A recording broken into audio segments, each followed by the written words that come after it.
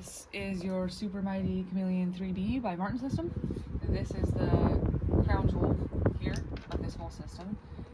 It is called a Chameleon for several reasons. Reason number one is it's uniquely designed to have islands all along rather than a brick on a strap, like the traditional e-collar, right? And what these islands do is these are all contact points that transmit the stem. Any one of these plastic screws can be replaced with a contact point. I could fill this whole thing up with contact points, which would mean, what you're talking about, force equals pressure over area. If I have contact points all the way through here and she's getting level 4, she's getting, each one of those contact points is level 4 divided by however many plastic screws there are, right? So if a dog is super sensitive, I can put more contact points in and spread it out. If a dog is not sensitive, I could have just, you always need to have at least 2. You need to have one on a red island and one on a black island to complete the circuit, all right? But I could have 2 here, I could have 2 here, I could have 2, you know what I mean? I could have 2 wherever I wanted to, and then each one of those is half the amount of output. Okay. Okay? The other reason it's a Chameleon, and so it's customizable as far as fit, right? And contact points, which is super unique. It also comes with an app. It's called Doggify. And that app, in that app, you can get into the computer of your collar and tell it, you could kill, for example, all the levels from 10 and up, which would be fine because with Gertie, she does not need those levels, right? Give yourself the 10, you never know, but she does not need insane levels, right? So you could kill them. So even if you were accidentally on rising stem and it went up, at 10 it would just stop. And then she feels nothing. So that's a nice little safety feature. You can also, so we had a couple dogs like Dogman. You remember Dogman? Love him. Sweet Angel, not incredibly bright though, okay? And that dog was so sensitive that a level 2 was almost too much some days. A level 3 was way too much. So we had very little room to work with in the preset levels as far as pressure and what he could take and what was motivating versus what actually started to become aversive. Sure. So what we went in and did is we lowered 2 to like 1.5, lowered 3 to like 2 3/4, lowered 4, and then we just made him his own little customized level, and you can do that in the app too. Okay. The app will also tell you what her skin temperature is. Skin temperature, not internal temperature, but it's a good indication, right? Internal temperature for a healthy dog is like 101.3. But her skin temperature would be something completely different depending on the outside and what's going on. But it's still nice.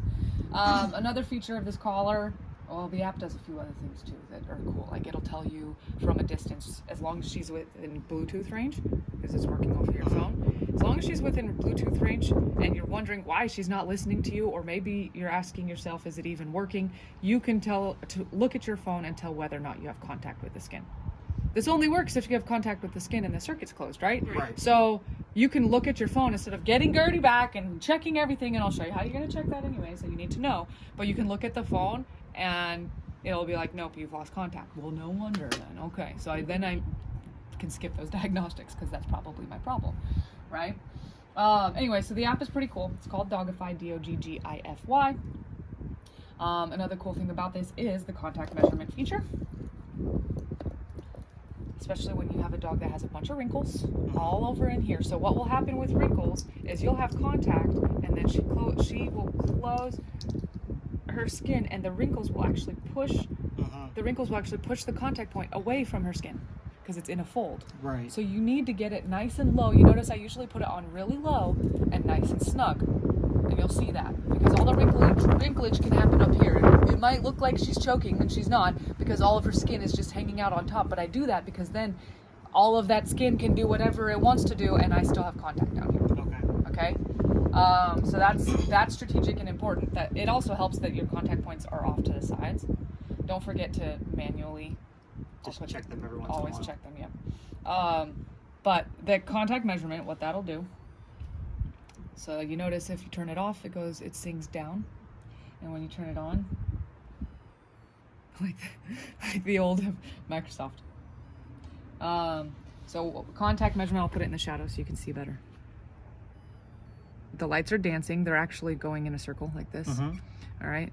And that way you can see from both sides. Okay. So it doesn't matter which direction you put it on her.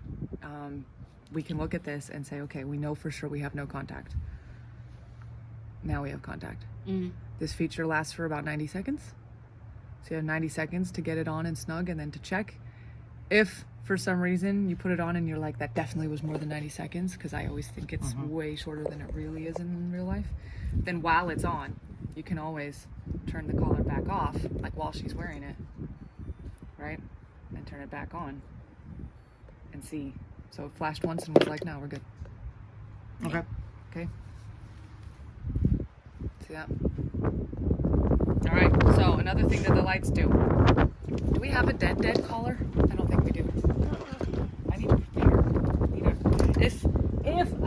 I need to make a collar dead.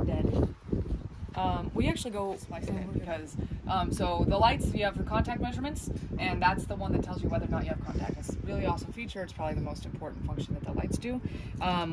While it's on too.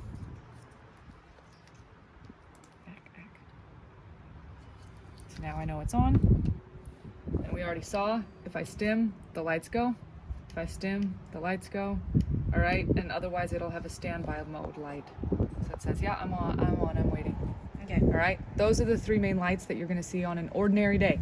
Another light that you'll see, and you need to know what it means, is if you swipe this, so you see immediately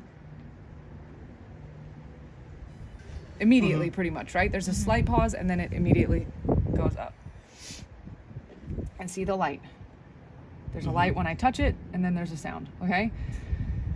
If you go to swipe this on, and this is where your little magnet is, at that little dash, and there's no sound, but instead, the two lights here, like what it looks like when you stim, okay? If you see this, I try to simulate it. If it goes bink, bink, and then da-da-da, your collar's dead. Okay. It's just letting you know that it doesn't have much juice. And then it turns on. All right, so it goes like bink, bink.